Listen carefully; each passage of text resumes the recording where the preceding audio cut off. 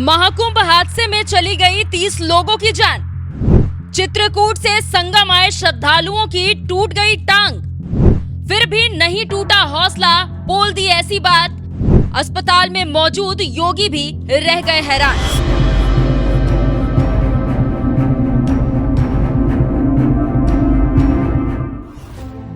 पंजाब, जहां हर घर, हर गली, हर रास्ता सुरक्षित है, जहां हर नागरिक की सुरक्षा सर्वोपरि है। मुख्यमंत्री भगवंत सिंह मान की सरकार ने राज्य की सुरक्षा को एक नई दिशा दी है। वित्तीय वर्ष 2023-24 में 40 करोड़ का बजट पारित किया गया है। इन 40 करोड़ में से 19 करोड़ 24 लाख 68 हजार रुपए 2127 सीसीटीवी कैमरे लगाने के लिए आवंटित किए गए हैं। ये सुरक्षा कैमरे पंजाब के सीमा क्षेत्रों को निगरानी में रखेंगे ताकि हर नागरिक की सुरक्षा सुनिश्चित हो सके।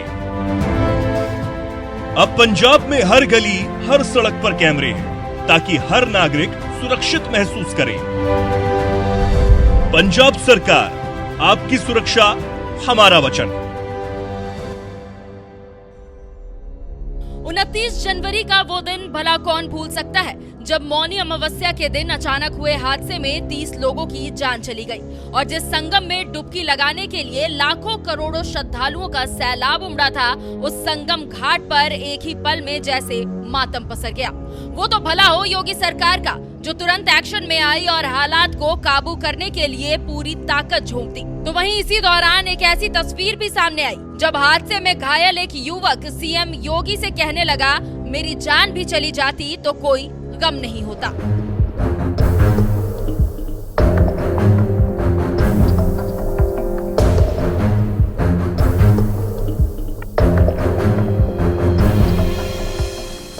दरअसल मौनी अमावस्या के दिन संगम घाट पर हुए हादसे में जहां 30 लोगों की जान चली गई तो वहीं कई लोग बुरी तरह से घायल हो गए थे, जिन्हें अस्पताल में भर्ती कराया गया था। तो वहीं दूसरी तरफ हादसे पर लगातार नजर बनाए सीएम योगी इसी बीच 1 फरवरी को घायल श्रद्धालुओं से मिलने के लिए सीधे अस्पताल पहुंच गए, जहां उन्होंने तमाम श्रद्धालुओं से हालचाल तो लिया ही। इसी दौरान चित्रकूट से आए एक घायल श्रद्धालु के पास जब सीएम योगी पहुंचे तो एक अलग ही नजारा देखने को मिला। जिस घायल युवक का सीएम योगी हाल चाल लेने पहुंचे थे, वो युवक अपनी आप बीती बताने के बजाय सीएम योगी की तारीफ करते हुए कहने लगा, सर आपसे हमें कोई दिक्कत नहीं है, महाकुंभ में आपने अच्छी व्यवस्था की है, मेरी जान भी चली जाती तो मुझे कोई दिक्कत नहीं होती। कहाँ का रहते? चित्रकूट तक राजापुर के रहने वाले हैं। कहाँ जाना है? मतलब राजापुर तो रिश्तेदार जी का इन्फेक्शन है। कैसे इन्फेक्शन हो गया? किसी ने पैर पर दिया, आप लेटे हुए चल रहे थे, एक बुढ़िया की उसको उठाने के चक्कर में सर मेरे पैर उनका पैर। ये क्या इसमें हाँ ब्लड कंडीशन हो गया तो सर्जरी होगी, दूसरी डेट में स्वेलिंग खत्म होता है, सर्जरी करके तब वो करेंगे। आपकी सर व्यवस्था में बहुत अच्छी लगी, आपसे हमें कोई दिक्कत नहीं। अगर जान भी चली जाती सर तो कोई दिक्कत नहीं। आप कम से कम सनातन संस्कृति को बढ़ा तो रहे हैं सर। आप सर हमारे आइकॉन है सर, हिम्मत से काम कीजिए। अरे आप कुछ हिम्मत है। महाकुंभ में हुए हादसे पर जहां विपक्ष हाहाकार मचाए हुए हैं और सड़क से लेकर संसद तक योगी सरकार को कटघरे में खड़ा करने पर तुला हुआ है, तो वहीं दूसरी तरफ अविमुक्तेश्वरानंद सरस्वती जैसे शंकराचार्य किसी विपक्षी नेता की तरह उनका इस्तीफा मांगने पर अड़ गए हैं। लेकिन सीएम योगी जब हादसे में घायल लोगों से मिलने पहुंचे तो यहाँ अलग ही नजारा देखने को मिला। जितना गुस्सा विपक्षी नेताओं में देखने को मिला, उतना गुस्सा हादसे में घायल लोगों में नजर ही नहीं आया। पैर गंवाने वाला एक युवक तो यहाँ तक कहने लगा कि हादसे में अगर मेरी जान भी चली जाती तो कोई गम नहीं होता। इसी बात से आप समझ सकते हैं कि योगी पर लोगों का भरोसा किस कदर बढ़ता जा रहा है और यही विपक्षी पार्टियों की सबसे बड़ी दिक्कत है, क्योंकि जब तक योगी पर जनता का ये भरोसा बरकरार रहेगा, सपा, बसपा, कांग्रेस जैसी विपक्षी पार्टियों के लिए कम से कम यूपी में योगी को हराना आसान नहीं होगा। यही वजह है कि विपक्ष महाकुंभ हादसे के बहाने लगातार योगी पर सवाल उठा रहा है। बहरहाल इस पूरे मामले पर आपका क्या कुछ कहना है, अपनी राय हमें कमेंट कर जरूर बताएं। साथ ही सीएम योगी ने महाकुंभ हादसे के बाद क्या कुछ कहा, आइए आपको सुनाते हैं। सनातन धर्म के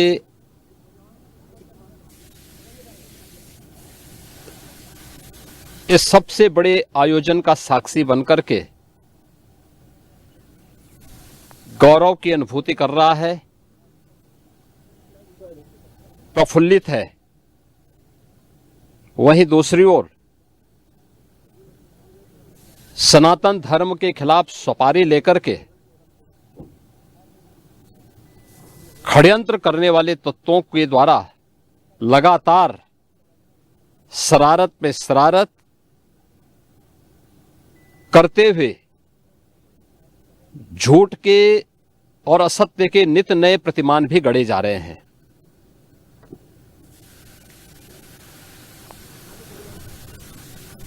भारत के संसदीय लोकतंत्र की सबसे और सर्वोच्च संस्था देश की संसद में कांग्रेस अध्यक्ष से मल्लिकार्जुन खड़गे और समाजवादी पार्टी के अध्यक्ष श्री अखिलेश यादव का वक्तव्य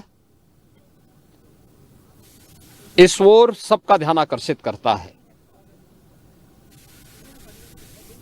ये दोनों वक्तव्य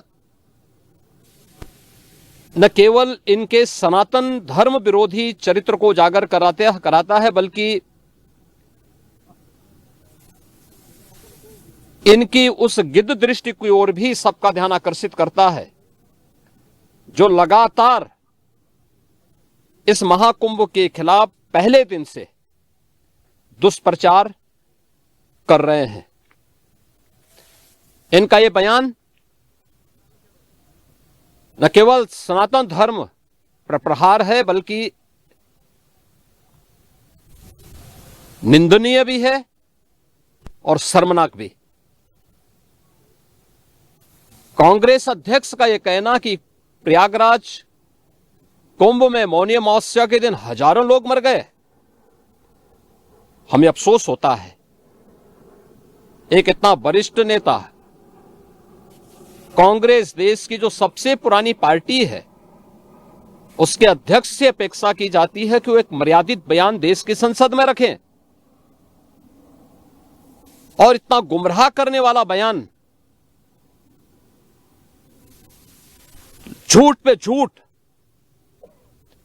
ऐसे ही समाजवादी पार्टी के अध्यक्ष का बयान, एक प्रतिस्पर्धा दोनों दलों में है, कौन कितना सनातन विरोधी वक्तव्य दे सके।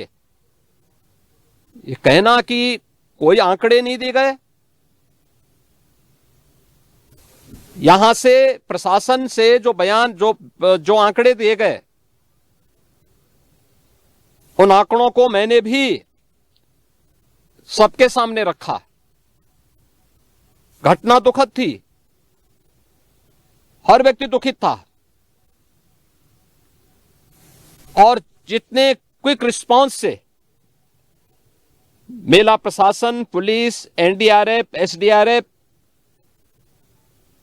सिविल डिफेंस, इन सब ने मिलकर के घायलों को हॉस्पिटल पहुंचाने का काम किया, अपने आप में एक मिसाल है।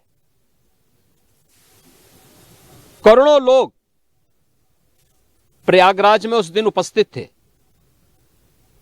ये दोनों दल चाहते थे और सनातन धर्म विरोधी चाहते थे कि बड़ा हादसा हो जाए। हमारी पहली प्राथमिकता थी कि किसी भी स्थिति में इसको हम जीरो हादसे तक लेके जाएं, लेकिन दुर्भाग्यपूर्ण तरीके से घटना घटित हुई। लेकिन जितने क्विक रिस्पांस से प्रशासन ने और सभी संबंधित संस्थाओं ने कार्य लेकर के उन्हें हॉस्पिटलाइज किया, उसमें कुछ लोग उस हादसे के शिकार हुए, वह दुखद है। उन सभी परिवारों के प्रति हम लोगों ने अपनी संवेदना भी व्यक्त की और उसके लिए कुछ आर्थिक मुआवजा भी घोषित किया। यद्यपि किसी व्यक्ति की कमी मुआवजे से नहीं हो सकती, लेकिन तब भी हम लोगों ने एक प्रयास किया, घायलों का प्रॉपर उपचार कराया। वे सभी घायल आज भी कुछ प्रयागराज मेडिकल कॉलेज में हैं, बाकी अपने परिवार के सदस्यों के साथ चले गए हैं। मैंने भी, मेरे साथ मेरे मंत्रियों ने भी, प्रशासन ने भी, प्रदेश के मुख्य सचिव ने भी, प्रदेश के डीजीपी ने भी उन सभी लोगों से मुलाकात की थी। और मैं तो देखकर बहुत चौंक था कि जो लोग प्रयागराज मेडिकल कॉलेज में भर्ती थे, जब मेरी उनसे बातचीत हो रही थी तो उनमें से सभी लोग ये कहा उनके द्वारा कहा जा रहा साहब व्यवस्था में खामी नहीं, लेकिन हमारी किस्मत है या फिर ऐसी स्थिति पैदा हुई। और उनके सभी पहलुओं को लेकर के सरकार भी जांच करा रही है और उसके लिए एक न्यायिक कमीशन भी हमने तत्काल गठित किया है। लेकिन हमारी पहली प्राथमिकता थी कि जो ये लगभग 8 से 9 करोड़ लोग प्रयागराज में उपस्थित हैं, इन्हें सुरक्षित उनके घरों के लिए वापस भेजना। इन दोनों दलों और सनातन धर्म विरोधी उन सभी लोगों के वक्तव्य, जो लोग ये गुमराह करने वाले वक्तव्य दे रहे हैं कि लाखों लोगों ने स्नान नहीं किया, सरासर गुमराह करने वाला है। ये वक्तव्य देना कि कोई अमृत स्नान या साय स्नान नहीं हुआ, ये भी गुमराह करने वाला वक्तव्य है और सनातन धर्म की अवमानना ही नहीं, बदनाम करने की साजिश का एक हिस्सा है। कोई परंपरा बाधित नहीं हुई। मौनी अमावस्या का स्नान पहले दिन सायंकाल 7:30 बजे से प्रारंभ हो गया था और अगले दिन पूरे दिन भर देर सायंकाल तक मौनी अमावस्या का मुहूर्त था। स्वाभाविक रूप से अखाड़ों ने हादसे के तत्काल बाद मेला प्राधिकरण के साथ बातचीत करके अपने स्नान को स्थगित किया था कुछ देर के लिए। और फिर जब मेरी उनसे बातचीत हुई दोपहर के बाद, सभी अखाड़े और पूज्य संतजन, आचार्य महामंडलेश्वर, वे इस स्नान का हिस्सा बने और वही परंपरागत तरीके से सभी स्नान भी हुए। इस महाकुंभ में 3 अमृत स्नान थे, मकर संक्रांति, मौनी अमावस्या और बसंत पंचमी। इन तीनों में अमृत स्नान हुए जिसमें सभी अखाड़े भागीदार बने। पौष पूर्णिमा से आयोजन प्रारंभ हुआ। समाजवादी पार्टी के अध्यक्ष का यह वक्तव्य भी कि सरकार ने 100 करोड़ की घोषणा की थी, मुझे लगता है कि उनको बयान थोड़ा पढ़ना चाहिए। ये लोग 12 बजे सो करके उठने वाले लोग हैं। कार्यालय स्टाफ जिस प्रकार का इन्हें नोट बना करके देता है, ये उस प्रकार का वक्तव्य बना करके सामने प्रस्तुत करते हैं और फिर उसके अनुसार उसको लीडर के रूप में नहीं बल्कि एक रीडर के रूप में सबके सामने उस वक्तव्य को पढ़ करके अपनी जग हंसाई करते हैं और राजनेताओं की भी जग हंसाई करते हैं। यही स्थिति इन्होंने, मैंने बार बार कहा कि महाकुंभ में 40 से 45 करोड़ श्रद्धालु इस पूरे महाकुंभ के आयोजन में भागीदार बनेंगे। और मुझे बताते हुए यह भी प्रसन्नता है कि पिछले 22 दिन के अंदर इस महाकुंभ में 38 करोड़ श्रद्धालु अब तक यहां आ चुके हैं। अगले 22-23 दिन तक यह आयोजन और चलेगा। इन 22 दिनों के अंदर भी श्रद्धालुओं के आने की पूरी वो है। आज भी आप देख रहे होंगे, कल बसंत पंचमी अंतिम अमृत स्नान संपन्न हुआ। माघी पूर्णिमा 12 फरवरी को और महाशिवरात्रि 26 फरवरी को होगा। करोड़ों की संख्या में देश और दुनिया का हर श्रद्धालु आना चाहता है। आज भूटान के महामहिम नरेश ने भी यहां पर अपने देश के तमाम लोगों के साथ में इस आयोजन में वे सहभागी बने।